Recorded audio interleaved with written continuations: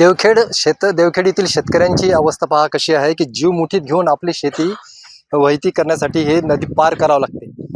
600 फूट अशी रुंद असलेली ही नदी दोरीच्या सहाय्याने या काठावरून त्या काठावरती जाण्याचा मार्ग त्यांनी एक पर्याय व्यवस्था केलेली आहे। तात्पुरता पण जीव घेणा मार्ग असा आहे की ते थर्माकोलच्या 2 सीट आणि त्याला 2 बांबू बांधलेले आहेत आणि एक दोरी बांधलेली आहे। त्या दोरीच्या सहाय्याने हे शेतकरी तिकडे आपली शेती करण्यासाठी जातात।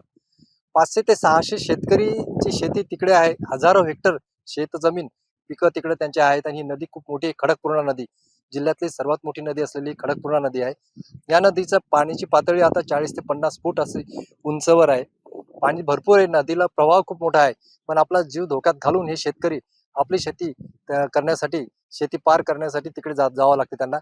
पूल बांधलेला आहे, पण पुलाची अवस्था अशी आहे की पूर्ण म्हणजे 90% पुलाचं काम पूर्ण झालंय, पण दोन्ही तोंड जे असतात पुलाचे आजूबाजूचे ते बंद अद्यापर्यंत पूर्ण झाले नाही। त्यामुळे या शेतकऱ्यांना असा जीव मुठीत घेऊन आपली शेती करण्यासाठी ही नदी पार करावी लागत आहे।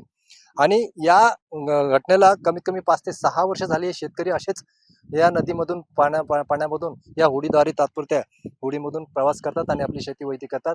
शासनाने याकडे तात्काळ लक्ष देणं गरजेचं आहे। मुख्यमंत्री आणि कृषी मंत्री यांनी तात्काळ या शेतकऱ्यांकडे लक्ष द्यावे आणि तात्काळ हा पूल जो आहे त्या पुलाचं काम पूर्ण करावे, अन्यथा पर्यायी व्यवस्था तरी त्यांना तयार करून देण्यात यावी अशी शेतकऱ्यांची मागणी आहे। कॅमेरामॅन सुनील मोरे, संजय जाधव, साम टीव्ही, देवखेड, बुलढाणा।